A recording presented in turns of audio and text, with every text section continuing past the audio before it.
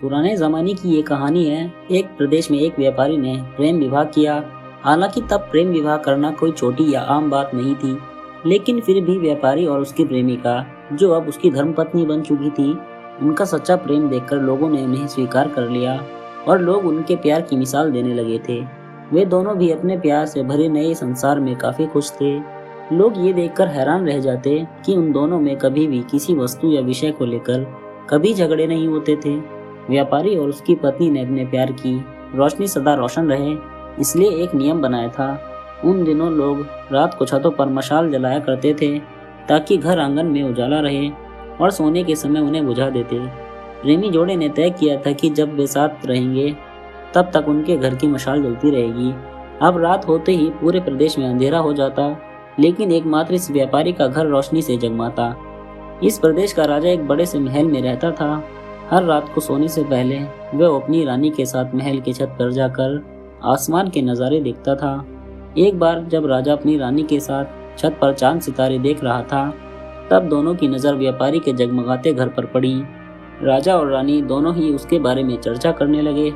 राजा ने कहा, इस प्रेमी जोड़े में पति समझदार है, इसलिए उनका साथ अच्छे से चल रहा है। रानी राजा से सहमत नहीं थी। रानी का कहना था कि जरूर पत्नी ही ज्यादा समझदार होगी और वह पति के और उसके घर वालों के गलतियों को नज़रअंदाज कर देती होगी। इसके बिना उनके परिवार का इतने अच्छे से चलना संभव नहीं है। राजा रानी की चर्चा बहस में और फिर बाद में झगड़े में बदल गई। अंत में राजा ने कहा कि हम क्यों झगड़ा करें, एक काम करते हैं, उनकी परीक्षा लेते हैं और देखते हैं कौन ज़्यादा समझदार है। रानी को भी यह सुझाव पसंद आया। राजा ने उनकी परीक्षा लेने के लिए एक योजना रानी को बताई। अगले दिन योजना के मुताबिक राजा ने व्यापारी के घर एक स्त्री को भेजा। वह स्त्री व्यापारी के पास गई और उससे बोली, मैं तुम्हारे लिए रानी का एक संदेश लेकर आई हूँ। वो स्त्री संकोच करते हुए व्यापारी से बोली कि रानी को तुम बहुत पसंद आ गए हो। अगर तुम अपनी पत्नी को छोड़ दो या उसकी हत्या कर दो, रानी तुमसे शादी करने के लिए तैयार है। महिला की बात सुनकर व्यापारी को गुस्सा आ गया, लेकिन उसने अपने गुस्से पर काबू रखते हुए उस महिला से कहा कि ऐसी 1000 रानियां भी आएंगी, तब भी मैं अपनी पत्नी को धोखा नहीं देने वाला। तुम मेरी तरफ से रानी से माफ़ी मांग लेना और कहना ऐसा प्रस्ताव दोबारा ना भेजे।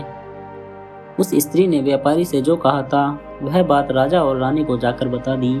व्यापारी का ऐसा जवाब सुनकर राजा जब खुश हो गया, क्योंकि राजा जैसा सोचता था व्यापारी उतना ही समझदार निकला। अब व्यापारी की पत्नी की परीक्षा की बारी थी। राजा ने एक आदमी को उसके पास भेजा। आदमी ने व्यापारी की पत्नी से कहा, राजा को तुम पसंद आ गई हो। राजा ने कहा है, अगर तुम अपने पति को मार देती हो तो वह तुम्हें उनकी रानी बना लेंगे। आदमी की बातें सुनकर पहले तो व्यापारी की पत्नी कुछ भी नहीं बोली। जब आदमी वहां से जाने लगा तब पीछे से व्यापारी की पत्नी ने कहा, आज रात को जब मशाल बुझ जाएगी तो समझ लेना मैंने अपने पति की हत्या कर दी है। राजा के आदमी ने इस घटना का वर्णन राजा और रानी के सामने जाकर किया। राजा को व्यापारी की पत्नी पर काफी गुस्सा आया, लेकिन रानी ने राजा से कहा कि वह सिर्फ ऐसा कह सकती है, कर नहीं सकती। आखिर वह उसकी पत्नी है और प्रेमिका भी। राजा ने तय किया कि व्यापारी को खतरे में नहीं डालना चाहिए, इसलिए राजा ने अपने कुछ सिपाहियों को आदेश देकर उसके घर के पास खड़ा रहने के लिए कहा। राजा ने उनको समझाया कि जैसे ही व्यापारी के घर की मशाल बुझ ले तो तुरंत उसके घर में घुस जाना और व्यापारी को बचा लेना। रात होते ही राजा और रानी अपने महल के छत पर आकर व्यापारी के घर की तरफ देखने लगे।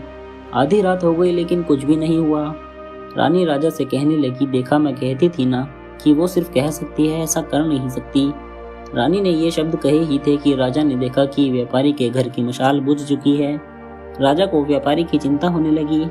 थोड़ी देर बाद राजा के वह सिपाही जो व्यापारी की सुरक्षा के लिए वहां खड़े थे, राजा के पास आए और उन्होंने राजा को व्यापारी की मौत की खबर सुनाई।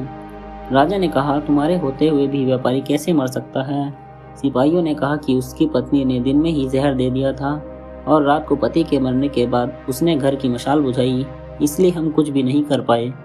राजा को इस घटना से न सिर्फ व्यापारी की पत्नी से बल्कि औरत जात से ही नफरत हो गई। व्यापारी की पत्नी की बेवफाई के विचार उसे पूरी रात आते रहे। राजा उस रात 1 मिनट भी सो नहीं पाया। राजा को इस बात का काफी पश्चाताप हुआ कि उसकी वजह से व्यापारी को अपनी जान गंवानी पड़ी।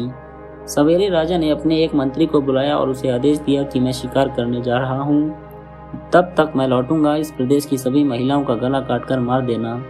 राजा का ऐसा आदेश सुनकर मंत्री ने राजा को काफी समझाने की कोशिश की, लेकिन राजा उसकी एक भी बात सुनने के लिए तैयार नहीं था और राजा ने उसे धमकी दी कि अगर तुमने यह काम पूरा नहीं किया तो सबसे पहले मैं तुम्हें ही मौत की सजा दे दूंगा। राजा के शिकार पर जाने के बाद मंत्री काफी चिंता में डूब गया।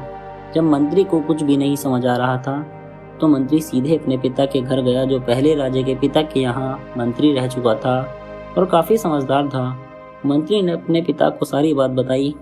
बेटे की बात सुनने के बाद उसके पिता ने उससे कहा कि सबसे पहले तुम कहीं पर छुप जाओ, क्योंकि राजा जब लौटेगा और देखेगा कि तुमने उसका हुक्म नहीं माना है तो वह तुम्हें सजा देगा। मैं देखता हूँ किस तरह राजा को समझाता हूँ। रात को जब राजा लौटा और उसने देखा कि उसके प्रदेश में सभी महिलाएं पहले की तरह ही अपना काम कर रही हैं, घूम रही हैं, तो उसे मंत्री पर बहुत गुस्सा आया। हर जगह तलाश करने के बाद जब मंत्री नहीं मिला तो राजा सीधा मंत्री के पिता के घर जा पहुंचा। राजा ने मंत्री के पिता से मंत्री के बारे में पूछा। मंत्री के पिता ने राजा को शांत करने के लिए पानी दिया, बैठने के लिए कहा और बाद में राजा से पूछा कि आप क्यों सभी महिलाओं को मारना चाहते हैं। राजा ने व्यापारी वाली पूरी कहानी मंत्री के पिता को बताई। मंत्री के पिता ने राजा से कहा कि आपने जो फैसला किया है मैं उसे सही या गलत नहीं बता रहा हूँ, लेकिन मैं एक छोटी सी कहानी जब मैं मंत्री था तब मेरे साथ घटित हुई, वह मैं आपको सुनाता हूँ। उसे सुनने के बाद आप जो फैसला करेंगे वह हम सब मान लेंगे। मंत्री के पिता ने कहा, एक दिन जंगल से मैं गुजर रहा था। अचानक एक नकाबपोश घोड़े पर सवार होकर आया और मुझे बंदी बनाकर घसीटते हुए कब्रिस्तान लेकर गया। वह मुझे एक कब्र के पास लेकर आया। वहां पर पहले से ही एक कब्र खुद ही थी और एक सर कटा आदमी उस कब्र में था। उस नकाबपोश ने मुझे उस कब्र में मिट्टी डालने के लिए कहा। जब मैंने कब्र को पूरी तरह मिट्टी से ढक दिया तब उसने मुझे बाजू में एक और कब्र खोदने के लिए कहा। मुझे लगा कि यह दूसरी कब्र मेरे लिए ही खोदी जा रही है। कब्र पूरी तरह तैयार होने के बाद उस नकाबपोश ने अपने चेहरे से नकाब हटाया तो मैं देखकर चौंक गया कि वह बहुत ही सुंदर महिला थी। उसने मुझे कहा कि तुम डरो मत, यह कब्र तुम्हारे लिए नहीं है बल्कि यह कब्र मेरे खुद के लिए है। अभी अभी जो तुमने इस सर कटे आदमी को दफन किया है वह एक राजकुमार है जिसने मुझे पाने के लिए मेरे पति की हत्या कर दी और मैंने बदला लेने के लिए उसे मार दिया। मैं अपने पति से बहुत ज़्यादा प्यार करती हूँ, इसलिए मैं इस जन्म में जिंदा नहीं रहना चाहती और उनके कब्र के बाजू में मरकर दफन होना चाहती हूँ ताकि अगले जन्म में फिर से उनसे मिल सकूँ। इतना कहकर उस महिला ने अपनी गर्दन पर चाकू रखकर गर्दन काट ली और उस कब्र में गिरकर पड़ी। मेरे पास कोई दूसरा उपाय नहीं था क्योंकि मुझे तो पता चल चुका था कि वह सिर्फ मुझे अपने आप को कब्र में दफन करने के लिए वहां तक लेकर गई थी।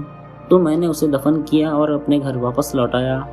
महाराज, आपने जिस घटना को देखा है उसमें एक महिला ने धोखेबाजी की है, लेकिन मैंने जो कहानी सुनाई है, मैंने जिस घटना को अनुभव किया है उसमें एक महिला ने अपने पति के प्यार में अपनी जान दे दी। अब आप ही बताइए महाराज, अगर एक महिला बेवफा निकली तो क्या सभी महिलाएं बेवफा होंगी? एक महिला के किए की सजा सभी महिलाओं को देना क्या उचित होगा? राजा को बूढ़े मंत्री की बात अच्छी तरह से समझ में आ गई और उसने सभी महिलाओं को मारने का ख्याल अपने मन से निकाल दिया। दोस्तों, यह कहानी हमें समझाती है कि दुनिया में भिन्न भिन्न तरह के लोग हैं, भिन्न भिन्न तरह के उनके विचार हैं और उतने ही अलग तरह के सबके व्यवहार हैं। हम एक आदमी का व्यवहार देखकर बाकी सबके लिए कोई फैसला नहीं कर सकते। आज के दौर में यह बात बहुत अच्छे तरीके से सबको समझनी चाहिए, क्योंकि आजकल ऐसा होता है कि जब कोई भी प्यार में धोखा खाता है तो वह सभी औरतों को या फिर सभी पुरुषों को नफरत की दृष्टि से देखने लगते हैं, सभी को एक ही तराजू में तौलने लगते हैं। दोस्तों, आपकी यह कहानी कैसी लगी हमें कमेंट करके ज़रूर बताएं और इसी तरह की कहानी सुनने के लिए हमारा चैनल कहानियों की लाइब्रेरी को ज़रूर सब्सक्राइब करें। फिर मिलेंगे एक और नई कहानी में। धन्यवाद।